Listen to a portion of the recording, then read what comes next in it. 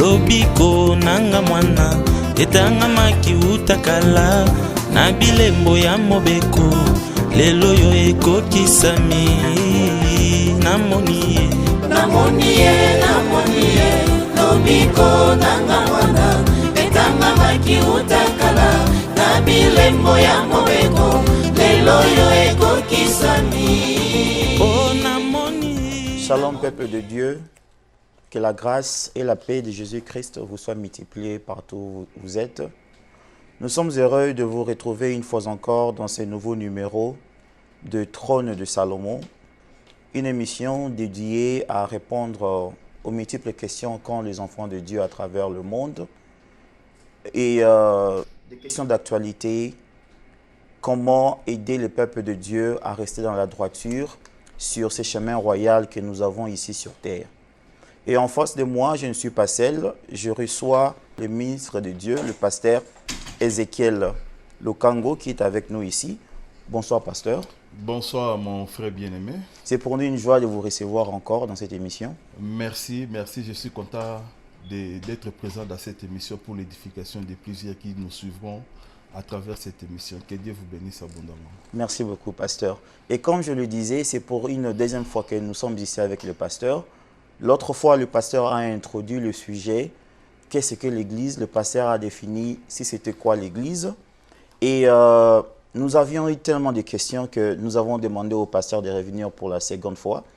Et sans plus tarder, aujourd'hui, nous allons essayer de plonger dans ce thème, qu'est-ce que l'Église?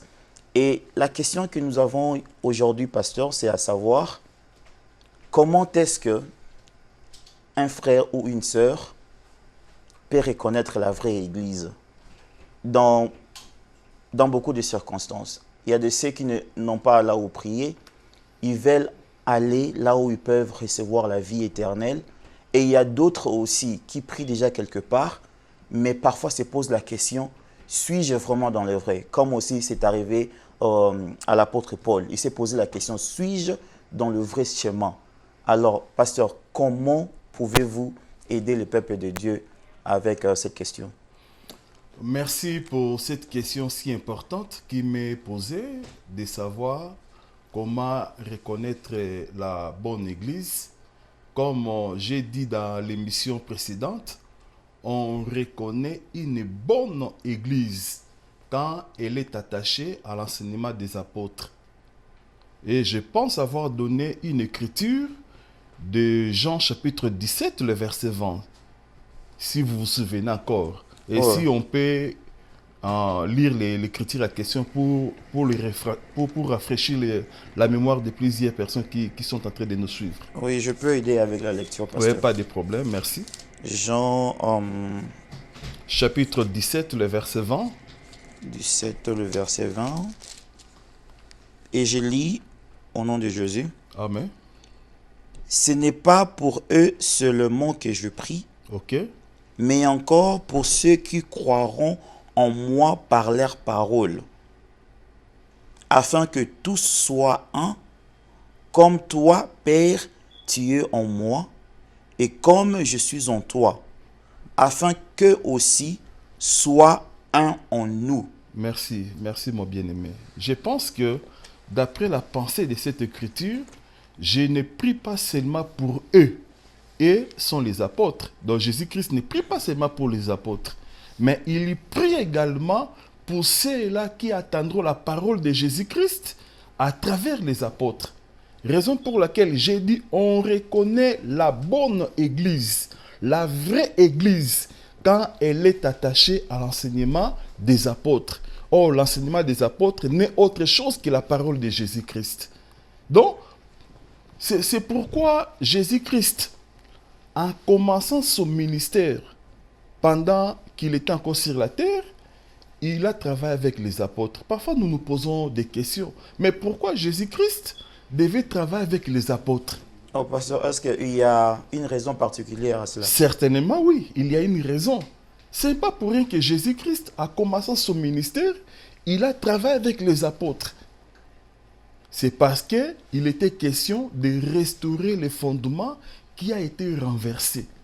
Or, les fondements renversés, d'après la pensée dans l'Écriture, selon notre bien-aimé David a dit, dans, je pense bien, Psaume chapitre 11, le verset 3, David dit ceci, si les fondements sont renversés, les justes, que feraient-ils? Donc c'était toute une question que nous avons aujourd'hui cette possibilité de répondre à cela.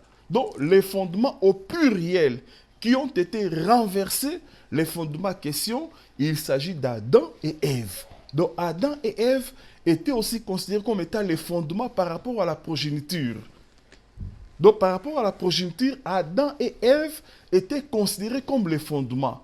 Parce que si vous remarquez dans Genèse chapitre 3, le verset 20, Adam dit, celle-ci, c'est-à-dire parlant de sa femme, celle-ci, on l'appellera Ève, car elle est la mère de tous les vivants. Donc Ève est la mère de tous les vivants. Cependant, Adam aussi, il est le père de tous les vivants aussi, ou de tous les terrestres. Selon 1 Corinthiens, chapitre 15 plutôt, le verset 48. Tel est le terrestre au singulier, un seul terrestre c'est Adam, et plusieurs terrestres, c'est ceux qui habitent la terre. Donc nous comprenons, et Adam et Ève sont considérés comme étant les fondements. Et comme les fondements ont été renversés par les péchés qu'Adam et Ève ont commis, c'est ainsi que Dieu est entré dans le processus pour rétablir, restaurer les fondements. C'est pourquoi la question a été posée, quand les fondements sont renversés, les justes, que feraient-ils? Et les justes, c'était l'Éternel. C'est pourquoi si vous suivez les versets qui suivent, c'est-à-dire le verset 4, on dit l'Éternel est dans son Saint-Temple, il est assis sur son trône. Donc l'Éternel qui est assis sur le trône, c'était lui qui était le juste. Et le juste, comme étant l'Éternel, doit entrer maintenant dans le processus pour restaurer les fondements. Raison pour laquelle, quand Jésus-Christ est venu, parce que c'est lui qui est le Dieu véritable, peut-être quand nous allons avancer dans notre émission, mais pas aujourd'hui, mais prochainement, nous allons expliquer comment Jésus-Christ, il est le Dieu véritable, mais ce n'est pas notre sujet d'aujourd'hui. Et raison pour laquelle, quand Jésus-Christ est venu comme étant le restaurateur des fondements, il a travaillé avec les apôtres parce qu'il s'agissait le problème de restaurer les fondements. Et je ferme directement cette parenthèse. C'est ça la raison qui a fait qu'il commence son ministère avec les apôtres. Okay. Et concernant la question qui m'a été posée, donc la bonne Église est reconnue par l'enseignement apostolique. Ne pas prêcher comme les apôtres ont prêché, ça c'est vraiment malheureux. Ça, ce n'est pas vraiment une bonne église. Et une bonne église est attachée à l'enseignement apostolique.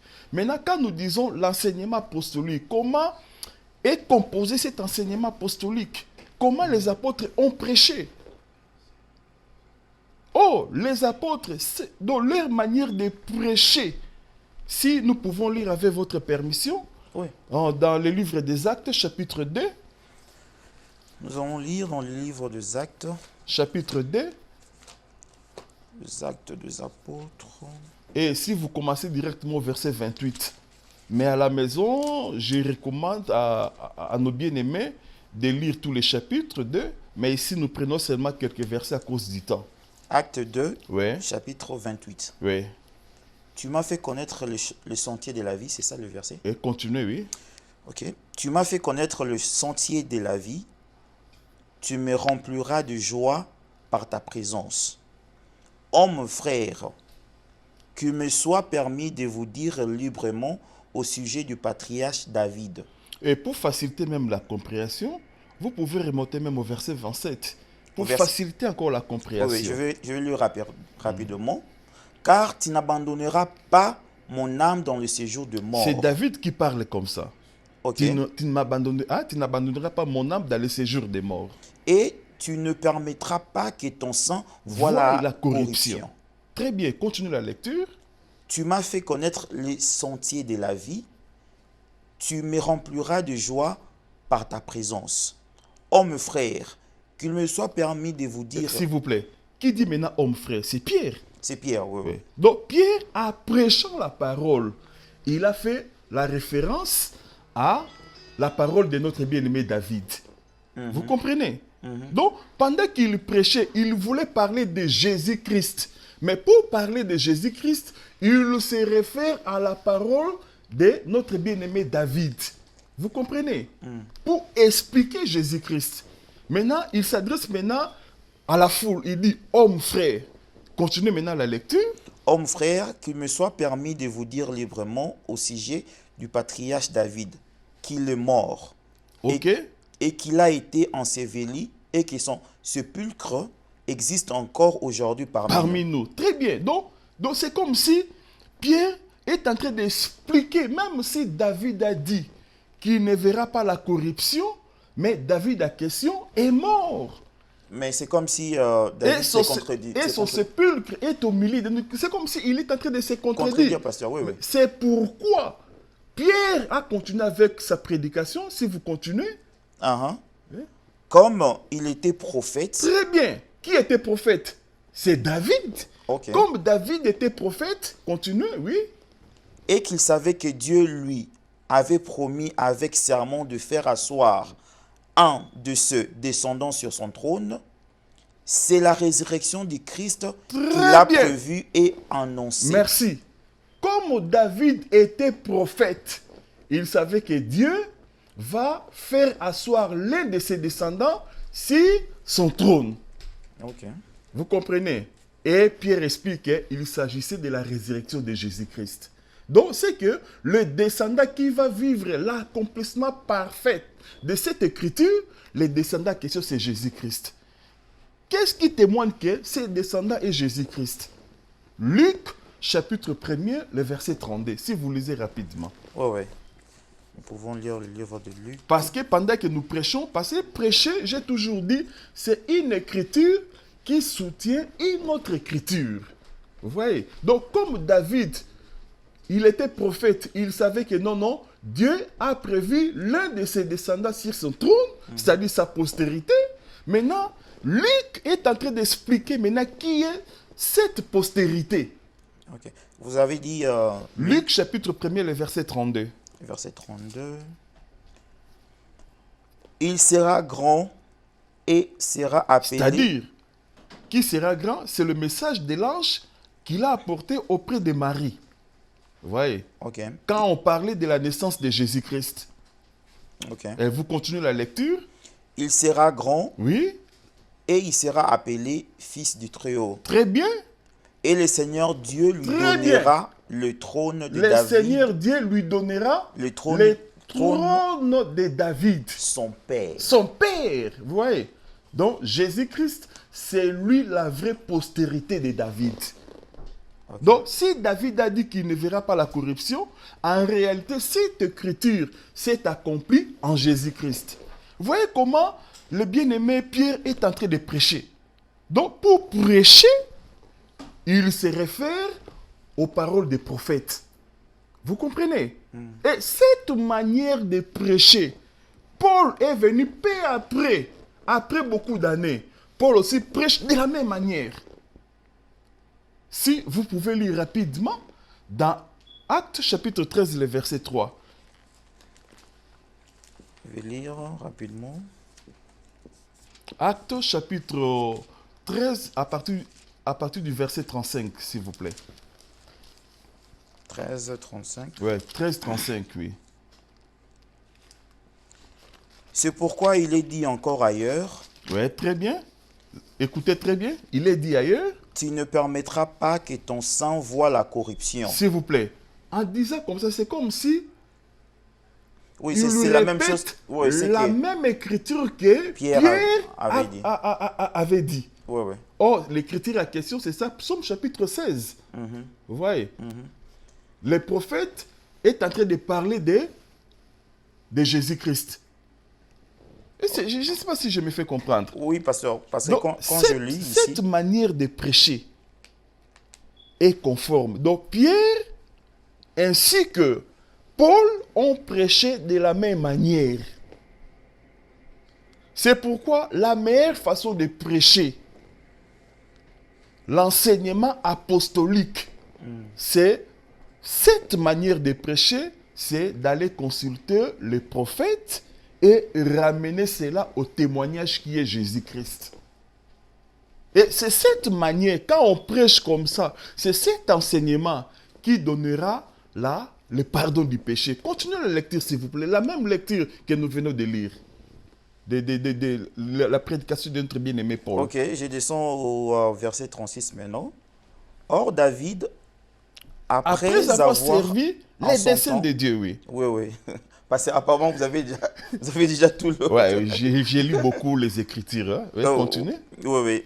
Après avoir servi au dessein de Dieu, Très bien. est mort Oui. et a été Donc, vous voyez. réuni à ce Père. Donc, textuellement, comme Pierre a dit. Ouais, Continuez la lecture, s'il vous plaît. Et a vu la corruption. Oui. Mais celui que Dieu a ressuscité n'a pas vu la corruption. Oui. Sachez donc, hommes frères, que c'est par lui que le pardon des Oui, péchés c'est par vous lui. est annoncé. Que le pardon du péché vous est annoncé. Vous comprenez? Donc, il voulait expliquer Jésus-Christ parce que la prédication, c'est autour de Jésus-Christ. Dès Genèse à Apocalypse, la prédication, c'est autour de Jésus-Christ. Mais pour prêcher Jésus-Christ, sa question, il se réfère aux paroles des prophètes pour ramener cela au témoignage qui est Jésus-Christ, afin d'actualiser cela maintenant sur le pardon du péché. Ok, mais pasteur, donc, Je n'ai pas encore fini ma démarche. oui, non, je vais seulement vous poser juste une petite question. Parce que c'est quand même curieux, hein, quand vous dites que pour suivre l'enseignement des apôtres, il faut aller puiser dans la loi et puis expliquer cela. Oui. Donc, maintenant, pour ceux, parce qu'il y a des confessions qui ne lisent pas la loi, Ok. ils s'appliquent seulement à la grâce, Dans la nouvelle alliance. la nouvelle alliance. Voudriez-vous dire qu'ils sont dans le faux? Je pense bien, je vais répondre à cette question, mais que je termine d'abord ma démarche rapidement. Ok. Et si j'ajoute encore une autre écriture, 2 ou 3 écritures rapidement, avant de répondre à votre question, prenons maintenant Actes chapitre 3. Donc, je suis toujours dans la démarche pour expliquer comment les apôtres prêchaient. Ok, Actes chapitre 3. je suis. Ouais. Si vous pouvez lire à partir du verset 18. Nous lisons au nom de Jésus. Amen. Mais Dieu a accompli de la sorte qu'il avait annoncé d'avance par la bouche de tous ses prophètes. Ok. Par la bouche de tous ces prophètes. Mais pour comprendre ça, si vous pouvez remonter, pour comprendre maintenant les versets que nous venons de lire. Que je remonte à Que quel- vous remontez un peu. Où c'est? Ouais. Au verset qui vient juste avant. Ok. Et maintenant, frères, je sais que vous avez agi par ignorance Ok. et que vos chefs, afin que vos chefs. Mais Dieu a accompli de la sorte ce qu'il avait annoncé d'avance par Par la bouche de tous tous ses ces prophètes, prophètes. Vous comprenez? que son Christ devait souffrir. Vous voyez. Donc, tous les prophètes ont parlé de la souffrance de Jésus-Christ. Je ne sais pas si mon bien-aimé est en train de me suivre très bien. Donc, tous les prophètes ont parlé de la souffrance de Jésus-Christ. Bon, si aujourd'hui je vais parler de la mort de Jésus-Christ, je vais prêcher Jésus-Christ.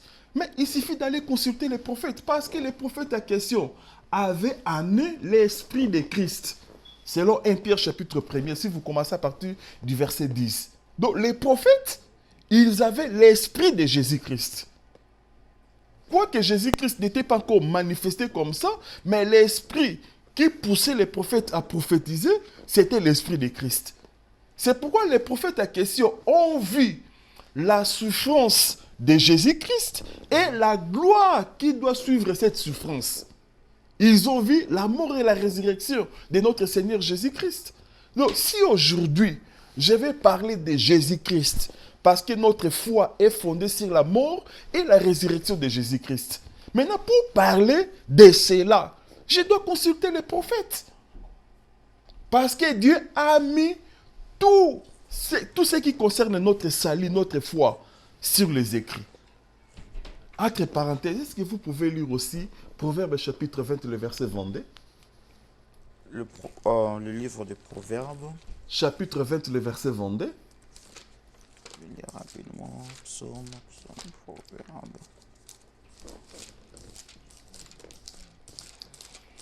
« 22. Oui. Et quel verset, pasteur? Proverbe chapitre 20, le verset Oh, 22. 20, verset 22, je m'excuse. Nous lisons.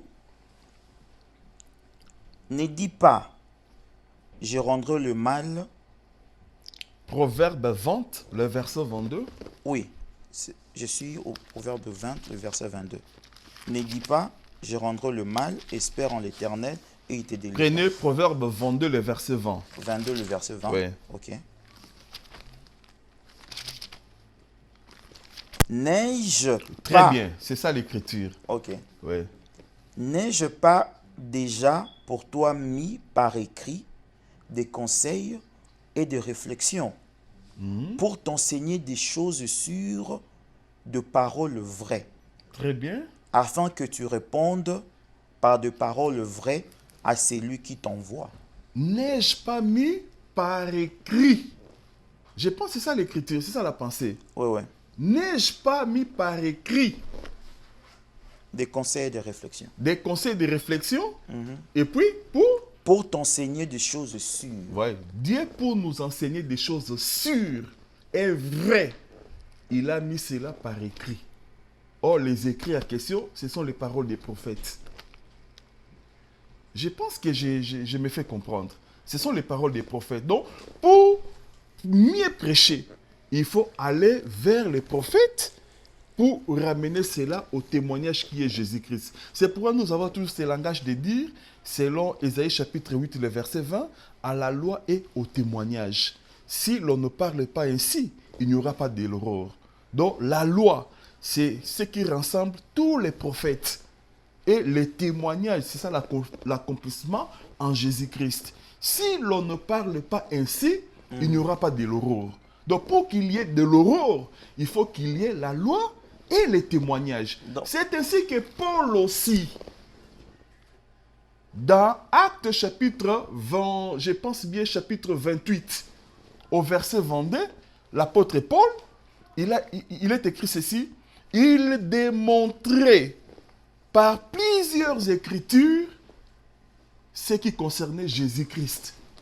Vous voyez, cette manière-là de prêcher, plus loin encore, Énique Éthiopien est en train de lire, oh, il était mort, il était frappé pour nos péchés, mais il ne comprenait pas.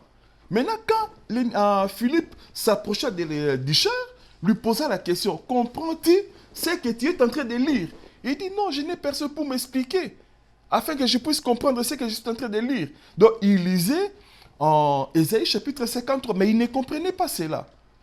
Ouais. Maintenant, quand Philippe lui a donné l'explication, il a compris. C'est alors que cela lui a l'amena maintenant à prendre le baptême. Ok. Mais parce que vous ne m'avez pas toujours répondu. Non, pour répondre à votre question, c'est simple. C'est-à-dire, c'est lui qui ne prêche pas comme les apôtres ont prêché, en tout cas, il n'a pas le salut. Il n'a pas le salut parce que cette manière-là de prêcher, c'est aller vers le prophète pour ramener cela au témoignage qui est Jésus-Christ. C'est comme ça que les bien-aimés ont prêché. Maintenant, si nous voulons créer notre propre prédication, ne pas accepter la voix des apôtres, ça c'est vraiment, nous sommes les plus malheureux. Raison pour laquelle une église qui ne peut que s'attacher à la nouvelle alliance, c'est que l'église à question n'a même pas compris cette nouvelle alliance. Pour comprendre la nouvelle alliance, on doit consulter la Sainte Alliance. Parce que la Sainte Alliance explique la nouvelle alliance. De même aussi, la loi explique la grâce. C'est comme ça que Dieu a toujours marché. Donc, pasteur, vous assumez et vous dites, ceux qui ne marchent pas ainsi, ils n'ont pas le salut. Ils n'ont pas le salut. Ça, en tout cas, je suis tellement clair dans mon langage. Et en plus de cela, remarquez ce que Paul a dit. Même aussi, je pense que vous pouvez lire, dans Galates chapitre 1er, le verset 9. 1er, le verset 9. Oui.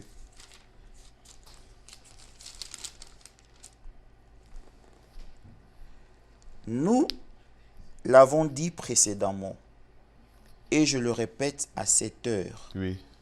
Si quelqu'un vous annonce un autre évangile que celui que vous avez reçu, Très bien. S'il vous plaît, vous continuez la lecture. Si quelqu'un vous prêche, si quelqu'un vous annonce ouais. un autre évangile, Donc, prêcher ou annoncer, c'est la même chose. oui, oui. Si quelqu'un vous annonce un autre évangile différent de ce que nous vous avons prêché, c'est-à-dire Paul ainsi que les autres, Oui, qu'il soit anathème. qu'il soit anathème. Maintenant, l'évangile qu'a prêché Paul. Lisez maintenant le verset 11. Le même chapitre, toujours le verset 11. Oui. Je vous déclare, frères, Très bien. que l'évangile qui a été annoncé par Par moi moi, n'est pas de l'homme. très bien. Vous voyez, l'évangile qui a été prêché de moi, c'est-à-dire l'évangile qu'a prêché Paul, n'est pas de lui. Mais l'évangile vient de qui? Car je ne l'ai ni reçu, ni appris Appris? d'un homme, Très bien. mais par une révélation De Jésus-Christ. Vous voyez? Donc, l'évangile qu'a prêché Paul, c'est une révélation venant de Jésus-Christ. Donc, Jésus-Christ lui a révélé cet évangile. Et l'évangile en question, il se réfère aux paroles des prophètes pour expliquer Jésus-Christ. Vous voyez cet évangile-là? Maintenant, si quelqu'un s'attache seulement à la nouvelle alliance, c'est que l'évangile qu'il est en train de prêcher est différent de ce qu'a prêché les apôtres. Parce que les apôtres, c'était prendre les choses dans la Sainte Alliance ou dans la loi pour ramener cela dans la grâce ou dans le témoignage qui est Jésus-Christ. Ok. Je ne sais pas si je me fais comprendre. Oui, oui, pasteur. Donc, si quelqu'un est contre, je suis prêt même pour faire les débats. Si quelqu'un est contre, alors qu'il montre une autre manière de prêcher. Il n'y a que la loi et le témoignage. C'est comme ça que les apôtres ont prêché. Ok, pasteur, vous venez de dire que si on ne prêche pas ainsi, Il n'y a pas de salut. Il n'y a pas de salut. Oui. Mais pasteur, ces prédicateurs qui lisent la Nouvelle Alliance, ils utilisent, pasteur, le verset biblique. Ils lisent la Bible et ce qu'ils disent est dans la Bible. Mais comment pouvez-vous dire que même s'ils lisent ce qui vient de la Bible, les gens à qui ils prêchent, ils n'auront pas le salut?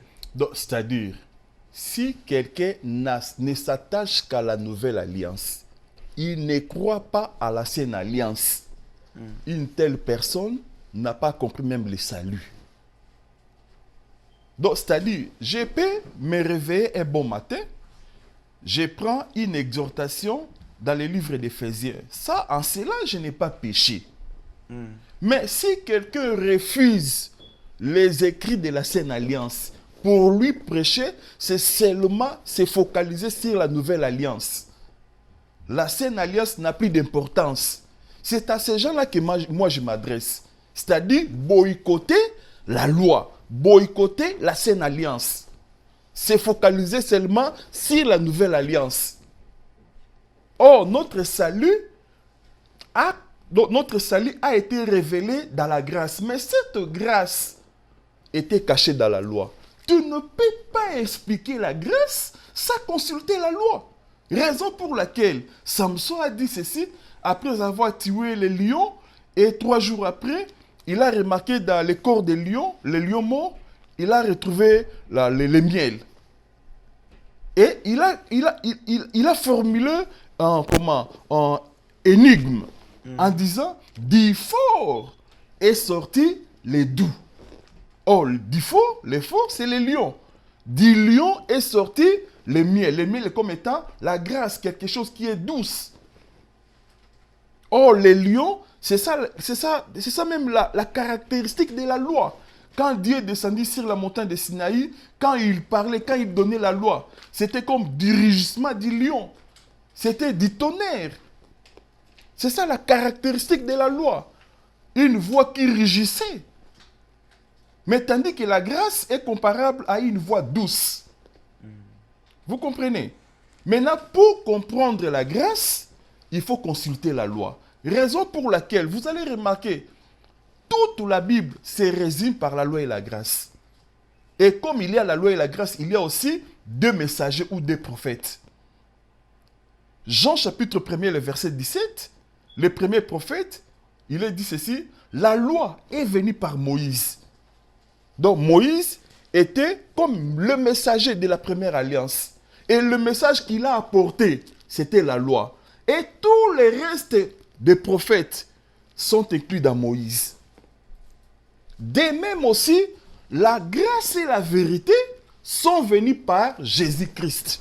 Donc Jésus-Christ, c'est lui qui est l'auteur de la grâce.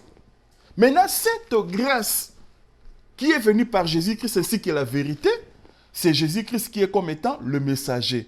Et nous qui prêchons aujourd'hui dans cette nouvelle alliance, nous sommes aussi inclus en Jésus-Christ.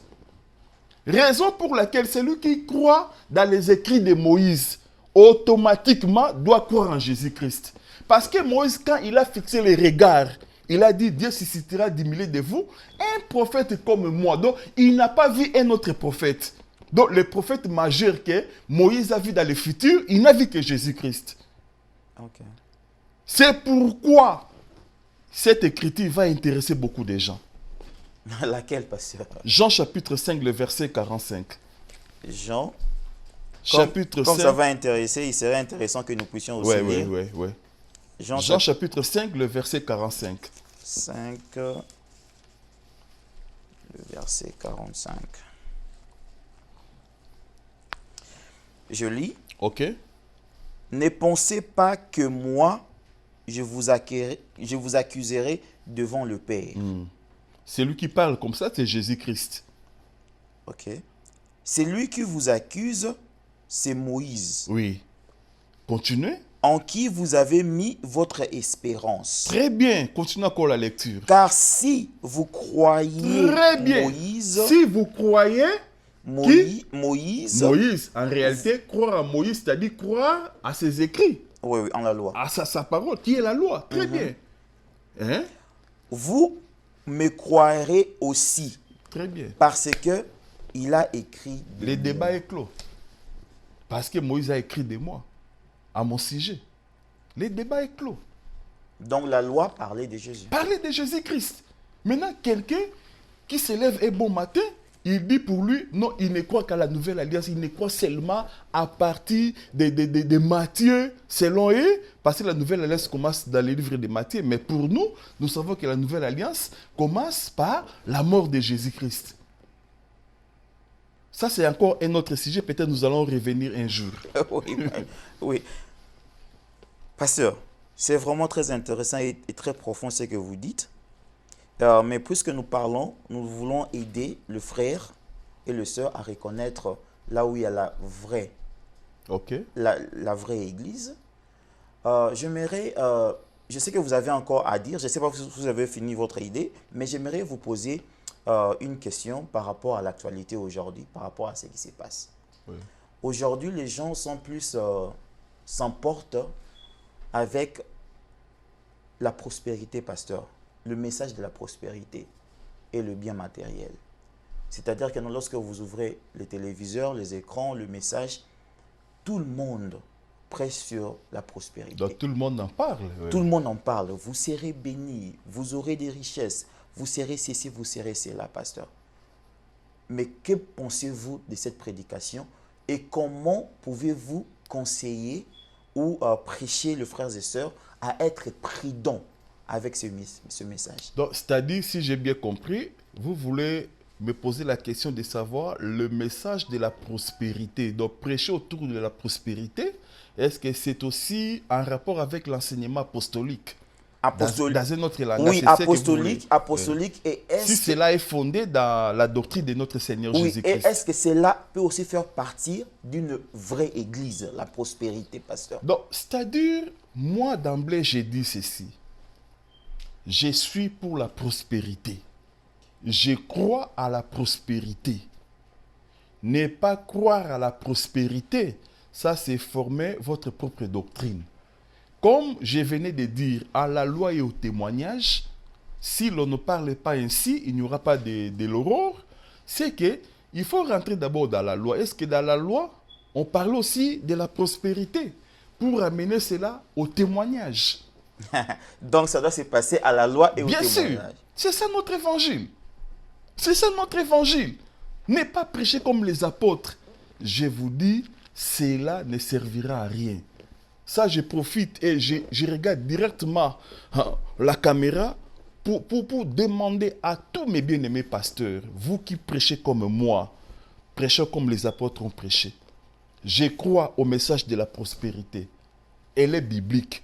Mais cette manière dont la prospérité est expliquée dans les Saintes Écritures est différente de ce qui se prêche aujourd'hui. Comment, pasteur? Parce que j'ai suivi même à la télé un pasteur, entre guillemets, grand, élevé. Il habite aussi ici en Amérique. 20 ans après avoir prêché sur la prospérité, il se répand. Il dit que non, le message en question était mauvais. Et le message a créé déjà les dégâts dans la vie de plusieurs personnes. 20 ans, c'est un long moment, pasteur. Un long moment. Et peut-être d'autres sont morts dans cet enseignement. Mais lui, aujourd'hui, il se répand. Donc, moi, je crois à la prospérité. Voilà comment maintenant les apôtres ont parlé de la prospérité. Voilà comment les apôtres ont expliqué la prospérité. Parce que j'ai dit, la loi aussi parle de la prospérité. Et quand je dis la loi, c'est-à-dire, je vois la Sainte Alliance. Je cite seulement quelques écritures tout en passant. Ok. Je prends mon bien-aimé Salomon. Salomon, Dieu le visite pendant les songes. Demande ce que tu veux que je fasse de toi. Salomon a demandé la sagesse. Et le Seigneur lui dit, comme tu as demandé la sagesse, Dieu lui donna la richesse, les biens, et personne n'était béni comme Salomon. C'est ça aussi la prospérité. Vous croyez? Donc la prospérité qu'avait Salomon, avant que cela arrive, il était premièrement béni par la sagesse venant de Dieu. Afin de ramener cela au témoignage. Je suis encore dans la loi. Je veux que vous puissiez vraiment bien me suivre. Je prends encore deuxième témoignage dans la loi toujours. Obed-Édom a reçu l'arche de l'Éternel dans sa maison. Et après avoir reçu l'arche, l'Écriture dit ceci. La maison d'Obed-Édom fut bénie. Dieu l'a fait prospérer. Donc, le fait que l'arche est venue dans la maison, l'arche a amené aussi la prospérité. Les sages femmes hébreux, quand l'édit des rois était qu'on puisse tuer tous les enfants mâles hébreux, mais elles ont refusé. Et comme elles ont refusé, l'Écriture dit ceci, Dieu a fait prospérer leur maison parce qu'elles avaient la crainte de Dieu. Elles ont refusé de tuer et par conséquent, Dieu les a bénis. Dieu a fait prospérer leur maison. Donc, tous ces témoignages, je suis encore dans la loi. Je n'ai pas retouché au témoignage. Je pense que je me fais comprendre. Oui, pasteur, pasteur. Dernier témoignage. Je prends Joseph. Dès que Joseph fut acheté par Potiphar, l'Écriture dit la maison de Potiphar était bénie, était prospère. Et l'auteur de la bénédiction, c'est Joseph. Je rentre maintenant au témoignage. Voilà ce que Jean est en train de prêcher. Je suis dans le livre de 3 Jean, chapitre 1er. Vous pouvez lire. Ah, je peux lire? Oui. Je pensais que... Parce que... oui, apparemment, vous avez toute la Bible dans la tête, alors je me disais si je dois lire ou vous allez seulement citer Bon, le je peux verset. réciter cela, mais je souhaite que vous puissiez lire. Pas de problème, pasteur. Oui. Vous dites Jean, Jean, donc 3 Jean. 3 Jean, Il n'y a qu'un seul chapitre. oui, et le verset Vous lisez 3 Jean, vous commencez à partir du verset 2, je pense bien. 2. Ok. Bien-aimé, Oui. je souhaite que tu prospères à tous égards Oui. et sois en bonne santé, Oui. comme prospère l'état de ton âme. Et si vous pouvez répéter cela. Ok. Bien-aimé, Oui. je souhaite que tu prospères à tous égards Très bien. et sois en À bonne bonne santé. santé. Oui. Comme Comme S'il vous plaît. prospère Comme prospère, c'est-à-dire on est en train de faire une comparaison. Oui, oui. Comme prospère L'état de de ton âme. Or, l'âme, c'est ce qui est intérieur. Oui, oui. C'est ce qui est spirituel. L'âme est prospère. Maintenant, l'apôtre Jean souhaite aussi que l'extérieur aussi soit prospère. Or, en réalité, elle commence d'abord intérieurement. Je me fais comprendre. Oui, oui. Raison pour laquelle Jésus-Christ aussi, l'auteur de la grâce, je suis dans Matthieu chapitre 9. Ici, nous n'allons pas lire pour gagner du temps. Jésus-Christ, l'auteur de la grâce, on lui amena un paralytique qui a besoin d'être guéri. Et Jésus-Christ, quand il l'a vu, il lui dit non, tes péchés te sont pardonnés. Mais une chose, disons une réalité. Quelqu'un qui est malade, un paralytique, Il a besoin de la guérison. ce qu'il attend de Jésus-Christ, c'est la guérison physique. Oui, oui. Mais Jésus-Christ commence d'abord à guérir d'abord l'âme. Quand il lui dit, tes péchés te sont pardonnés, c'est ça la guérison intérieure. Et comme l'intérieur est guéri, maintenant, peu après, Jésus lui dit maintenant, allez, lève-toi, marche. C'est-à-dire, la guérison maintenant physique. Physique est venue après, mais premièrement, Jésus s'est intéressé d'abord à guérir d'abord l'intérieur. Vous voyez cette manière-là, c'est ça la sainte doctrine. C'est-à-dire, nous croyons à la prospérité. Parce que Dieu ne peut pas se soucier de bénir quelqu'un physiquement, matériellement, mais spirituellement, il est pauvre. Ça, ce n'est pas Dieu. Or, Dieu, quand il vient dans la vie d'une personne, premièrement, il cherche d'abord le bien-être spirituel. Que tu sois d'abord prospère spirituellement, beaucoup de prières, beaucoup de sanctification, que tu puisses comprendre les Écritures, la parole qui est prêchée. Et quand cette prospérité intérieure est manifeste, cela amènerait maintenant ce qui est physique. C'est pourquoi nous avons toujours dit, premièrement, le royaume des cieux, le reste vous sera donné par-dessus, par sur quoi. C'est comme ça l'évangile qu'a prêché les apôtres. Donc, on ne peut pas seulement appeler les gens d'emblée, venez, vous serez... Ça, c'est une mauvaise doctrine. C'est focaliser seulement sur le bien matériel, en tout cas, peut-être moins prêcher sur la repentance. Toute l'année, peut-être le message sur la repentance n'a été prêché qu'une seule fois ou deux fois. Mais le reste des temps, il n'y a que la prospérité. Ça, en tout cas, une telle église a des problèmes avec leur salut. Oh, merci, pasteur. Merci vraiment pour l'éclaircissement.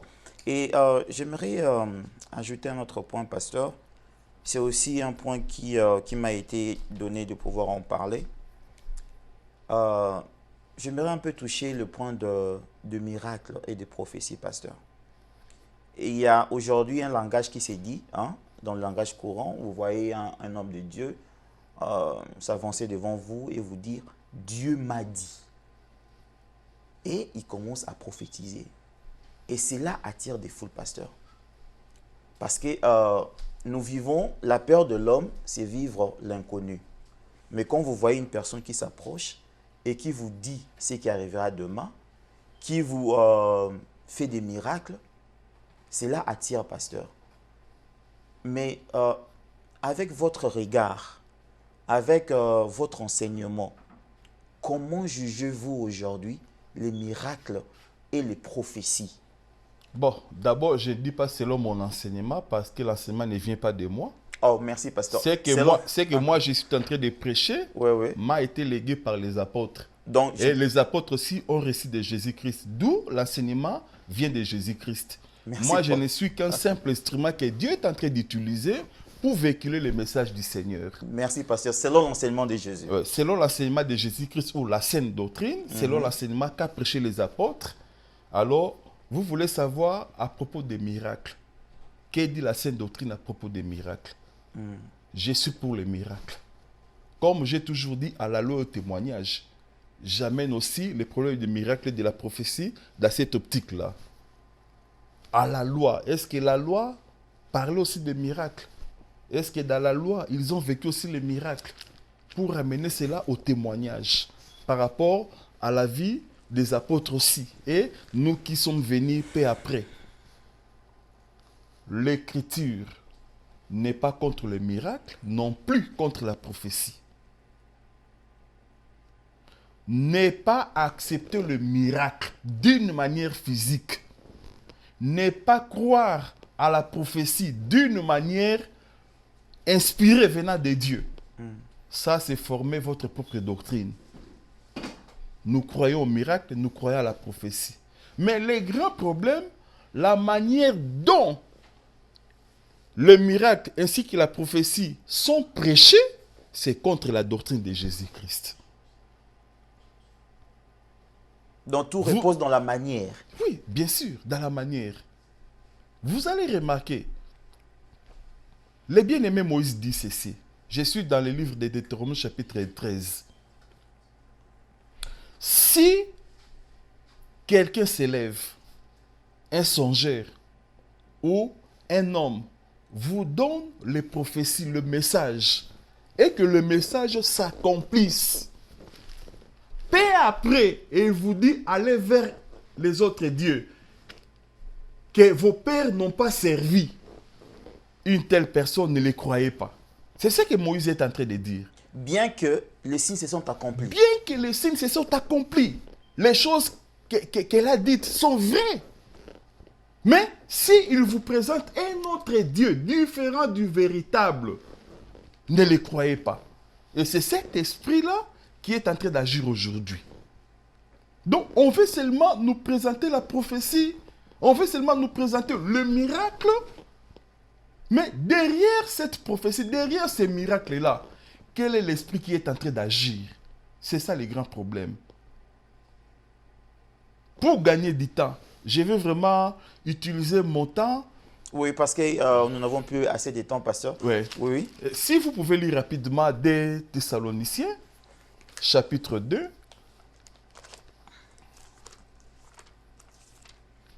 De Thessaloniciens. Chapitre 2, vous prenez directement le verset 9. Chapitre 2, verset 9. Oui. Ah, je pense que je suis dans le bon. L'apparition de cet impie se fera par la puissance de Satan, OK. avec toutes sortes de miracles, Et des prodiges. Oui. des signes et des prodiges mensongers. Très bien. D'abord, vous pouvez vous arrêter d'abord là-bas. Quand on dit des signes, des prodiges, des miracles, mais on ajoute mensonger. Pourquoi on dit mensonger? On dit mensonger parce que les miracles à question, les prodiges à question, le Saint-Esprit n'est pas l'auteur. Tout miracle, toute prophétie dont le Saint-Esprit n'est pas l'auteur, c'est un mensonge. Vous comprenez très bien. C'est un mensonge. Certaines personnes font les miracles réellement.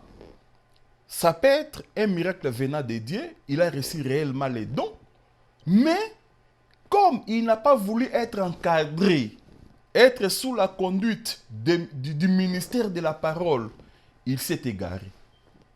Plus loin, il s'autoproclame pasteur et il commence à diriger une assemblée. Et si vous entrez dans une telle assemblée, il n'y a que la prophétie, il n'y a que les miracles, mais il n'y a pas la parole. Une telle église ne peut jamais espérer aller à l'enlèvement. Vous comprenez? Donc, et si le miracle est mensonger, c'est que le Saint-Esprit n'est pas l'auteur. Parce qu'il y a aussi des pratiques venant de la magie pour opérer des miracles afin d'influencer plusieurs personnes. Raison pour laquelle vous allez remarquer, si vous continuez la lecture, s'il vous plaît. Et le verset 10. Et avec toute la séduction de l'iniquité pour ceux qui périssent parce qu'ils n'ont pas reçu l'amour de la vérité pour être sauvés. Très bien. Comme ils n'ont pas reçu l'amour de la vérité d'être sauvés. Raison pour laquelle Dieu a envoyé aussi l'esprit d'égarement. Si vous continuez la lecture. Oui, oui. Aussi, Dieu leur a envoyé une puissance d'égarement D'égarement. pour qu'ils croient au Au bon. mensonge. Vous comprenez très bien.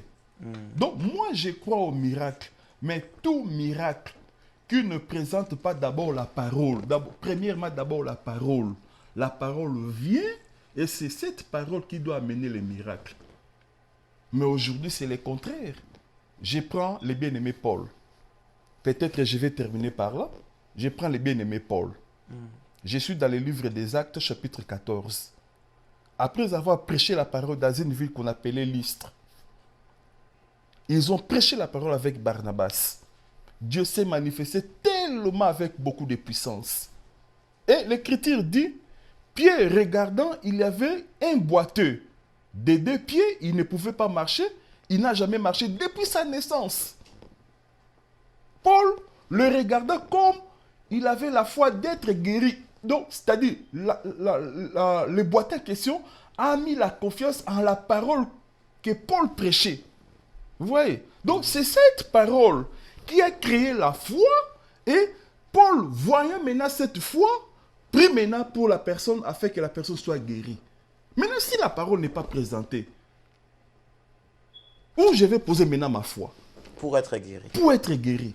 Premièrement, nous croyons d'abord, la parole vient premièrement. Mais quelqu'un qui s'est dit être pasteur, ministre de Dieu, mais sans la parole, beaucoup de miracles, beaucoup de prophéties. Une telle personne, en tout cas, c'est un instrument que le diable est en train d'utiliser. C'est pourquoi, pour terminer, vous allez remarquer que Paul et Barnabas, après avoir prié, et directement, l'Écriture dit d'un saut, les boiteux commencent à marcher. Cela a bougé toute la ville.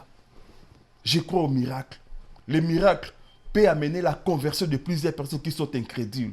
Je crois au miracle. Ce n'est pas que je suis contre le miracle. Je crois au miracle. Mais un miracle qui vient derrière la parole.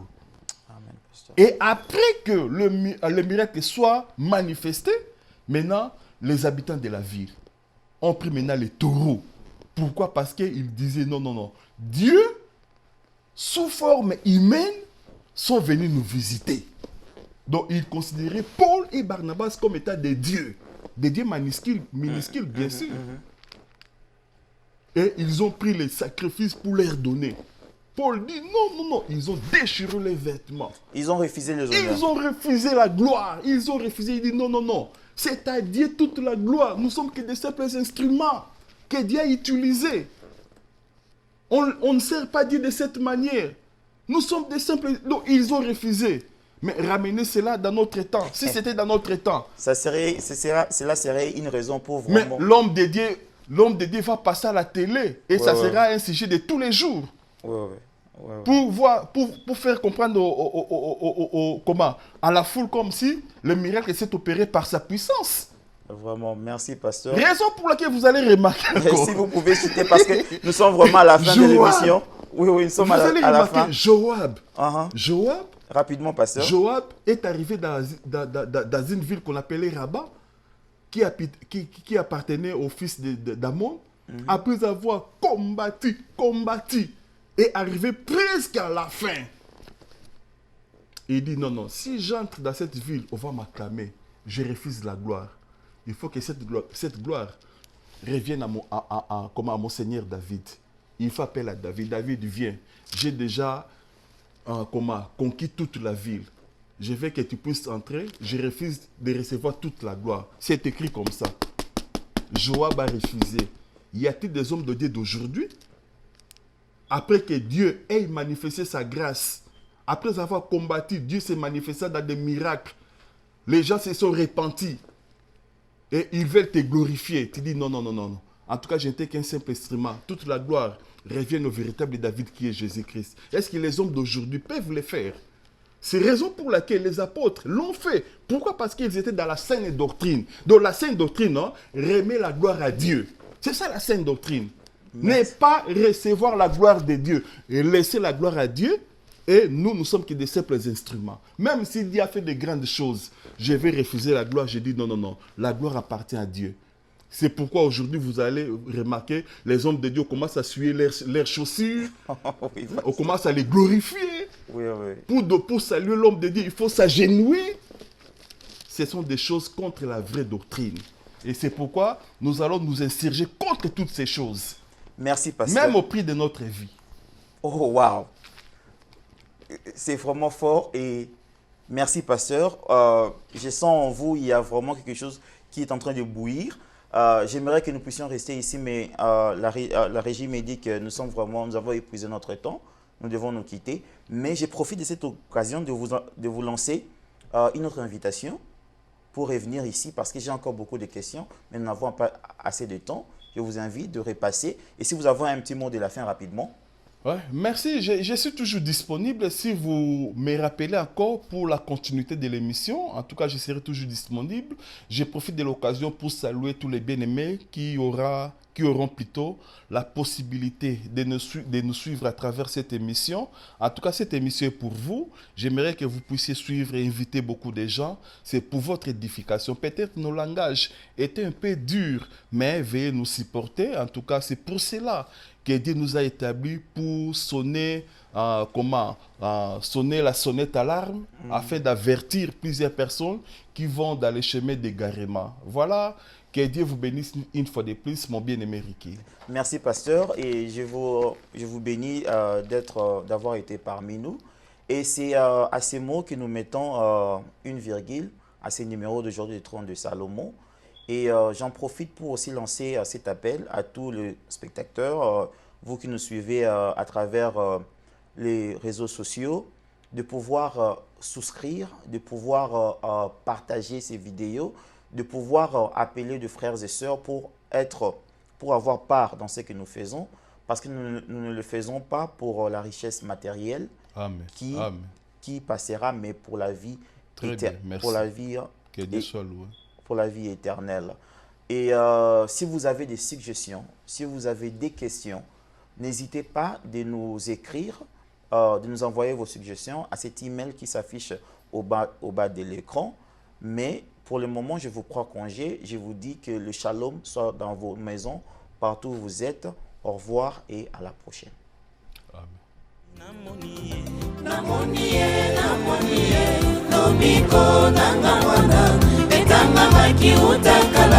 Na bilembo ya mobeko lelo yo ekokisami.